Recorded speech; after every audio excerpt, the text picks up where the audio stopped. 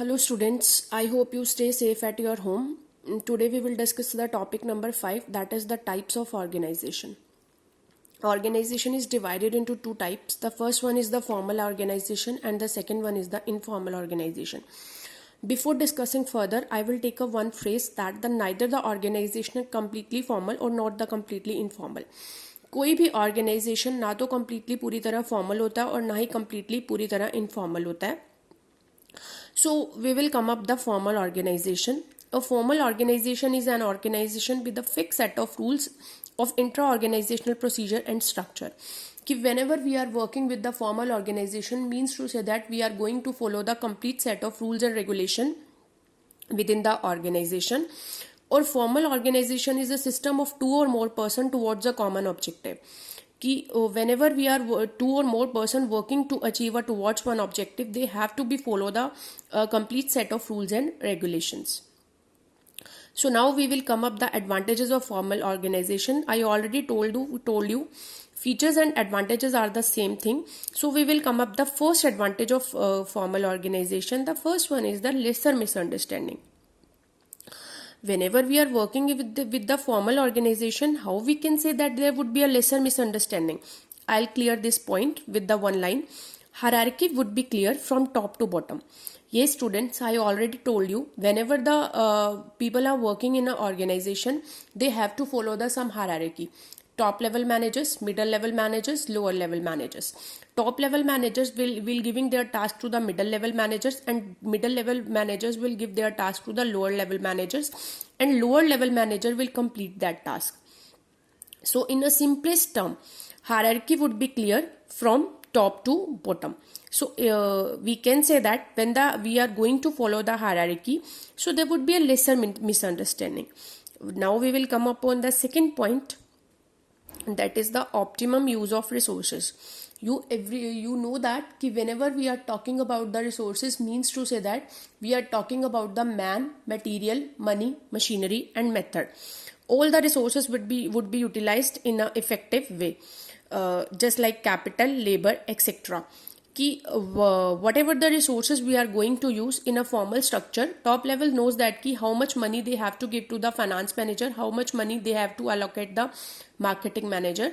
We can say that with a set of rules and regulations, wastage of resources will be very less. Now we will come up with the third point, that is the fixing of accountability.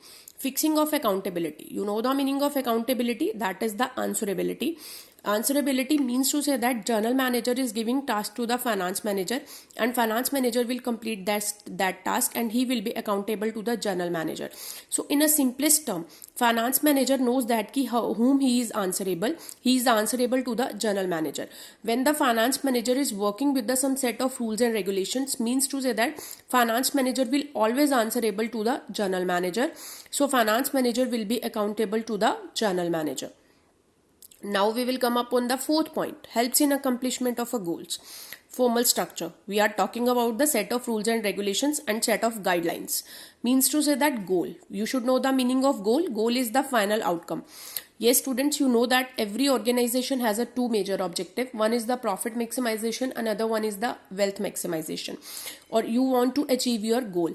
So all the work we are going to perform in a better way, so we achieve our objective in a proper way. From last 3 points, we can say that lesser misunderstanding, optimum use of resources, or fixing of accountability. From conclusion of all three points, you can know that when the workers are working with the set of rules and regulations, with the predetermined methods, with the predetermined planning procedures and organizing procedures, then you can achieve your objective in a better way. Fifth point, that is the coordination. Coordination means to say that it seeks to coordinate the effort of various departments in a proper way. This is the functional structure. I already told you, general manager is giving tasks to the finance manager, production manager and HRM manager and marketing manager. Whenever you are working with the general manager, finance manager will be accountable to the general manager, production manager will be accountable to the general manager, HRM manager will be accountable to the general manager, marketing manager will be accountable to the general manager. So in a simplest term, unity of command is strictly followed. So whenever you are working in any organization, without coordination you can't achieve your objective, you can't do anything. Yes students, you know that in a game of a cricket there are 11 players, or they coordinated in a better way. Whenever they want to win the match, their coordination plays a great role in that term. So I have taken this is the simplest example ki how the coordination is going to play a role in a formal structure. Now we will come upon the disadvantages of formal organization or limitations of a formal organization. The first point, decreases innovation. That is the very interesting point, decreases innovation. I already told you in advantages, top manager is giving tasks to the lower level workers or employees, but they are not taking part in a decision making process, or whenever the employee is not taking part in the decision making process, so employee innovation will decrease. So that is the simplest point कि whenever you are working with the formal structure, so lesser participation of employee in a decision making, or whenever the employee is participating lesser in a decision making process, or like a MBO, management of a management by objective, I have given you the in example so many times, so employee innovation will decreases. Second disadvantage, delay in a communication. Communication, you always know that exchange of facts and ideas. So due to the scalar chain, this will happen. A will pass the communication to B, B will pass the communication to C, C will pass the communication to D. In the same thing, A to E, E to F and F to G. So whenever A wants to give any information to D, so they have to pass the B or C. So whenever the D will get the information, maybe it can be very late. So this will take time. So see, this is the simplest example कि whenever you are working with the formal structure, whenever you are working with the formal organization, the communication process will be delayed. Now third disadvantage, ignore the social needs of employee. Yes students, everybody knows that every individual has a emotions, empathy. So lesser empathy and emotion would be there. Whenever you are working with the formal structure, there are a strict observance of rule, or whenever you are coming to workplace, means to say that you have to do your work. So employer will force the employee to work. Employer won't take care of their emotions and empathy. Even if you are right or wrong, even your health is good or bad, you have to do work. Next thing, difficulty to understand. That is the same point, something some extent similar to third point, human relationship. To give answer to the higher authority, difficulty, formalities would be there. Yes students, when a lower level employee wants to say something to higher level employee, they feel hesitate.